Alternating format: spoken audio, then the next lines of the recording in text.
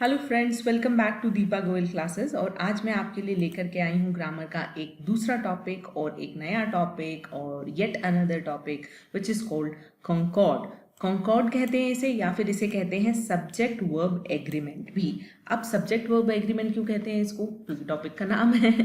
But let me just tell you, concord का जो अपने आप में एक मीनिंग होता है, इसका मीनिंग होता है हार्मनी, मतलब दो चीज़ों के बीच में शांति बनाए रखना और दो चीज़ों के बीच में एग्रीमेंट बनाए रखना। That is the meaning of the concord. तो इसलिए सब्जेक्ट वर्ब एग्रीमेंट के टॉपिक को हम इंग्लिश ग्रामर में कॉन्कॉर्ड भी कहते हैं। अच्छा, इस टॉपिक के बेसिकली आपने आज तक बहुत सारे वर्जन सुने होंगे, बहुत सारी चीज़ें देखी होंगी, तो आपके लिए इसको मैंने बहुत ही क्रिस्प कर दिया और बहुत ही सिंपल बना दिया है। मैं इस टॉपिक के आपके लिए लेकर के आई हूँ बेसिकली 12 रूल जो कि हम पढ़ेंगे, और इन्हीं 12 रूल्स में सारे जो सब्जेक्ट वर्ब एग्रीमेंट की कंडीशंस हैं फुलफिल हो जाती हैं। तो this video is basically one stop solution for you to understand के सब्जेक्ट और वर्ब में कहाँ कहाँ पे हमें क्या क्या चीज़ों का ध्यान रखना है। तो चलिए इसी के साथ शुरुआत करते हैं रूल नंबर 1 की। अच्छा, उससे पहले अगर आपने मेरा चैनल जो है सब्सक्राइब नहीं किया है तो please please please subscribe it, share it, like it. Because जब आप सब्सक्राइब करते हैं, इसको लाइक करते हैं या मुझे कुछ कमेंट देते हैं वीडियो पे, I feel very very very very motivated to make another video for you guys. और आप सभी की रिक्वेस्ट पे मैं बहुत जल्दी इंग्लिश स्पीकिंग का कोर्स भी लेकर के आ रही हूँ। तो तब तक आप इन ग्रामर के टॉपिक्स को पढ़िए, जल्द ही आपसे उस इंग्लिश स्पीकिंग के कोर्स में भी मुलाकात होगी। तो चलिए शुरुआत करते हैं अपने आज के टॉपिक की, कॉन्कॉर्ड सब्जेक्ट वर्ब एग्रीमेंट। ठीक है, तो रूल नंबर 1 है हमारा कि जहाँ जहाँ पे भी सिंगुलर वर्ब होती है वहाँ वहाँ पे हमारा सिंगुलर सब्जेक्ट होता है। और इसको उल्टा समझिए, जहाँ जहाँ भी सिंगुलर सब्जेक्ट होगा वहाँ वहाँ पे हम सिंगुलर वर्ब का यूज करेंगे, और जहाँ जहाँ पे प्लूरल सब्जेक्ट होगा वहाँ वहाँ पे हम प्लूरल वर्ब का यूज करेंगे। ठीक है, तो ये तो हो गया बहुत ही सिंपल सा रूल। सिंगुलर के साथ सिंगुलर वर्ब, प्लूरल सब्जेक्ट के साथ प्लूरल वर्ब। अब ये प्लूरल वर्ब क्या होती है और सिंगुलर वर्ब क्या होती है? जो वर्ब एस से एंड होती हैं वो होती हैं हमारी सिंगुलर वर्ब, जैसे कि डांसेस एंड प्लेस एक्सेट्रा। और जो वर्ब हमारी एस से एंड नहीं होती हैं, एंडिंग विदाउट एस, जिनमें एस नहीं है, वो होती हैं प्लूरल वर्ब, जैसे कि डांस हो गया या प्ले हो गया। ठीक है, एग्जाम्पल देखेंगे। राम प्लेस, राम जो है वो सिंगुलर सब्जेक्ट है, इसके लिए हमने इसके साथ सिंगुलर वर्ब लगाई है प्लेस। ठीक है, इसी तरीके से दे जो है वो प्लूरल सब्जेक्ट है, इसलिए उसके साथ हम प्लूरल वर्ब लगाएंगे प्ले।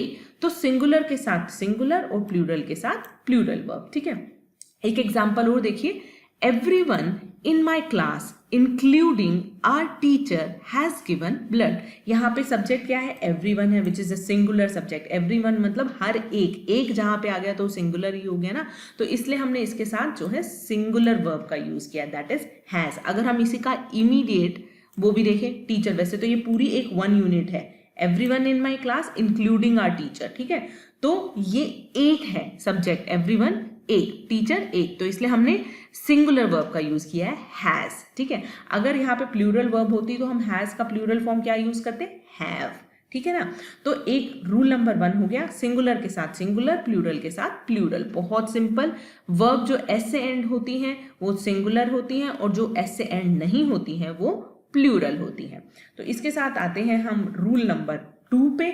रूल नंबर 2 क्या कहता है कि अगर दो सिंगुलर सब्जेक्ट को हम एंड से ज्वाइन करते हैं तो वहां पे प्लूरल वर्ब आएगी। ठीक है, मतलब कि अगर चीजें दो हैं लेकिन हमने उनको एंड करके जोड़ा हुआ है तो हम प्लूरल वर्ब करेंगे, मतलब वो एक तरीके से दो चीजें हो गई ना, दिस एंड दिस, तो वहां पे हम प्लूरल वर्ब का यूज करेंगे। एग्जाम्पल देखिए। The boy and girl are playing in the garden. Boy अलग हो गई कैटेगरी, गर्ल अलग हो गई, एक जैसी कैटेगरी नहीं है, अलग हो गई। ठीक है, ना ही पेयर है।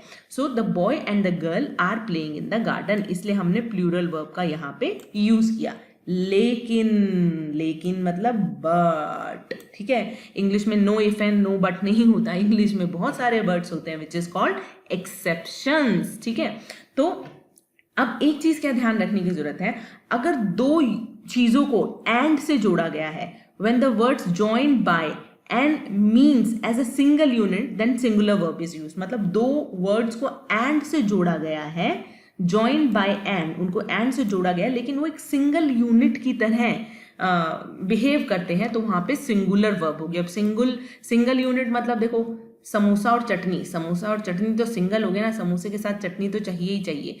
तो इसी तरीके से अगर वो दो वर्ड एक सिंगल यूनिट के जैसे काम करते हैं तो वहां पे हम सिंगुलर वर्ब का यूज करेंगे। ठीक है, एग्जाम्पल देखिए, jeans and T shirt is a good combination, मतलब जो जीन्स है और टी शर्ट है एक गुड कॉम्बिनेशन है, जैसे कि samosa and chutney is a good combination, fried rice and Manchurian is a good combination. तो हम एंड यूज कर रहे हैं लेकिन ये दोनों वर्ड जो है एक सिंगल यूनिट की तरह बिहेव कर रहे हैं, तो यहाँ पे हम सिंगुलर वर्ब का यूज करेंगे। इसका प्लूरल वर्ब का कहाँ पे यूज करना है, जब जो दोनों चीजें हैं वो अलग अलग हैं, दे आर नॉट रिलेटेड। ठीक है, दो अलग अलग चीजें हैं तो वहां पे हम प्लूरल वर्ब का यूज करेंगे।